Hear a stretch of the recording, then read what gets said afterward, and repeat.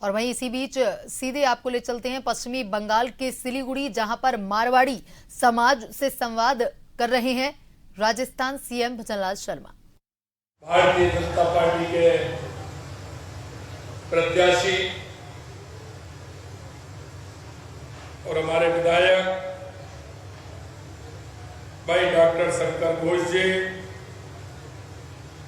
जिले के उपाध्यक्ष भाई सिद्धेश्वर शिव मंदिर का आशीर्वाद हमें अन्याय के खिलाफ लड़ने की शक्ति देता है। मेरे भाइयों, इस उत्तर बंगाल के प्रवेश द्वार पर, और ये शहर सिलीगुड़ी ऊर्जावान शहर है,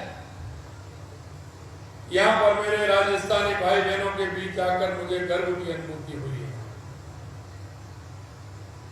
क्योंकि अभी मैं जब पूछ रहा था, मुझे लगा शंकर भाई मेरे को बता रहे थे, उन्होंने बाड़ों के बारे में भी बताया, सिलीगुड़ी के बारे में भी बताया, आपके बारे में भी बताया। मैंने उनसे कहा कि ये जो आप मेरे को बता रहे हैं, ये राजस्थान की मिट्टी के अंदर है, वहां की संस्कृति के अंदर है। क्योंकि वो महाराणा प्रताप की धरती है, वो महाराजा सूरजमल की धरती है, त्याग की मूर्ति पन्ना धाय की भूमि है, भक्ति की मूर्ति मीराबाई की भूमि है। ये भूमि आप देखते हैं, इसके अंदर त्याग, तपस्या, बलिदान की कहानी है। और वो कहानी कहती है कि राजस्थान कैसा है। और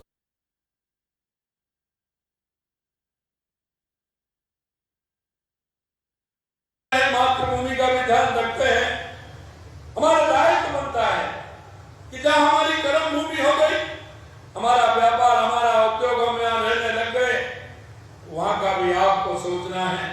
हमेशा आप सोचते हैं अब राष्ट्रवाद से जुड़ करके कैसे आगे बढ़ सकते हैं, इसको बढ़ना चाहिए। एक बात और मैं आपसे कहूंगा कि आप चिंता मत करिए, राजस्थान में आपकी दुकान है, आपका मकान है, आपकी खेती है, उसकी चिंता मत करिए। उसके लिए हमारी सरकार बैठी है, उसको चिंता करने की जरूरत नहीं। जिस भी जगह हम काम करते हैं, राजस्थानी भाई सभी को साथ लेकर के चलते हैं, उसका सहयोग करके चलते हैं, इसलिए सभी के संबंध है। और शंकर भाई बड़े मेरे मित्र हैं, क्योंकि आपने देखा है शंकर भाई भी कभी साइकिल पर निकल जाते हैं, तो कभी स्कूटी पर निकल जाते हैं, तो कभी मोटरसाइकिल पर निकल जाते हैं। और वही स्थिति मेरी थी, मैं सरपंच था तो भी, और उसके बाद भी संगठन में काम किया, आज भी मैं निकल जाता। मैं आपसे एक ही बात कहना चाहता हूँ, तो जमीन से जुड़ा आदमी होता है, जमीन से जुड़ा व्यक्ति होता है, उसको हर बात की जानकारी होती है कि गरीब व्यक्ति का, किसान का, मजदूर का, छोटे दुकानदार का जीवन कैसा होता है। ये शंकर भाई को पूरा पता है कि सिलीगुड़ी की हालत क्या है और यहाँ के लोगों की स्थिति क्या है।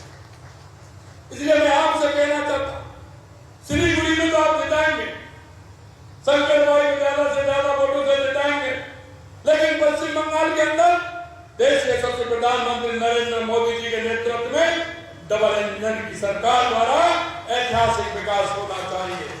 बंगाल के अंदर भारतीय जनता पार्टी की सरकार बने, इसके लिए आपको पूरी ताकत पूरे बंगाल के अंदर लगानी है।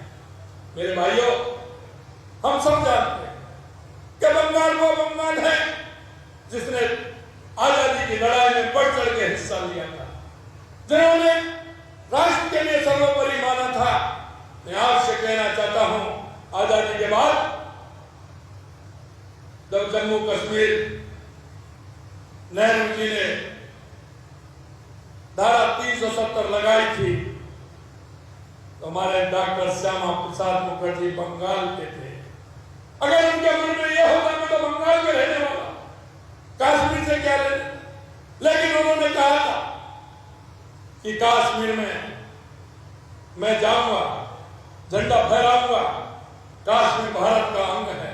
और मित्रों, आपने देखा डॉक्टर श्यामा प्रसाद मुखर्जी जी ने कश्मीर के लिए आंदोलन किया, धारा 370 हटाने के लिए आंदोलन किया। और वो काम अगर पूरा किया तो देश के यशस्वी प्रधानमंत्री नरेंद्र मोदी जी ने धारा 370 हटा करके काम किया। मैं आपसे कहना चाहता हूँ, ये वो भूमि है जो हमेशा राष्ट्रवाद के लिए काम करती है। हम सभी को आपको समझना होगा और कोशिश के साथ हमें यहाँ की जो भ्रष्टाचारी सरकार है, जो तुष्टीकरण के आधार पर चलती है, उसको हर कीमत पर बदलना होगा। यह मैं आपसे आग्रह करना चाहता हूँ। आप देख रहे हैं क्या स्थिति, किस तरह से तुष्टीकरण होता है, किस तरह का भ्रष्टाचार होता है, किस तरह से कटमनी होती है, अपने लोगों को किस तरह से सहयोग करके सरकारी खजाने को लूटा जाता है। मेरे भाई और बहनों, हम एक राष्ट्र के नागरिक होने के नाते, एक प्रदेश के नागरिक होने के नाते हम सभी का कर्तव्य बनता है कि हम राष्ट्र के कार्यों में सहयोग करें। यहाँ के आम जन के लिए हम कैसे आगे आ सकते हैं, यहाँ का विकास कैसे हो सकता है। आप देख रहे हैं देश के यशस्वी प्रधानमंत्री नरेंद्र मोदी जी के नेतृत्व में लगातार विकास हो रहा है। 2014 के बाद आपने परिवर्तन देखा होगा। परिवर्तन आपने ये देखा, गरीब कल्याण की योजना आज तक नहीं है।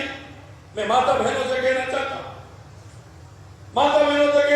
कौन सी ऐसी योजना जिस तरह से माननीय प्रधानमंत्री नरेंद्र मोदी जी ने माता बहनों के लिए काम किया। जब हमारा लिंगानुपात में कमी आ रही थी, हमारी बेटियों की संख्या घट रही थी, तो बेटी बचाओ बेटी पढ़ाओ का नारा देश के यशस्वी प्रधानमंत्री नरेंद्र मोदी जी ने दिया। यही इसके बाद अगर उनको कोई दर्द महसूस होता था, क्योंकि अंधेरे का इंतजार करती थी और सुबह सूर्य उगने से पहले शौच से निवृत्त होने के लिए जाती थी, अगर शौचालय बना करके कोई सम्मान दिया तो देश के यशस्वी प्रधानमंत्री नरेंद्र मोदी जी ने दिया। उज्ज्वला योजना के माध्यम से अगर माता बहनों को सम्मान दिया तो देश के यशस्वी प्रधानमंत्री नरेंद्र मोदी जी ने दिया। जनधन के खाते खुलवाने का काम अगर किया तो माननीय प्रधानमंत्री जी ने किया। ऐसे अनेकों काम किए। मैं आपसे यही कहना चाहता हूँ, किसान सम्मान निधि देने का काम किया तो माननीय प्रधानमंत्री जी ने किया। मछुआरे, गरीब, मजदूर, उनके विकास की बात की कि वो आर्थिक रूप से कैसे मजबूत हो सकता है, तो माननीय प्रधानमंत्री जी ने काम किया। 2014 के बाद गरीब कल्याण की योजनाओं को अगर लागू ठीक प्रकार से किया, जो आम जन तक पहुंचे, तो माननीय प्रधानमंत्री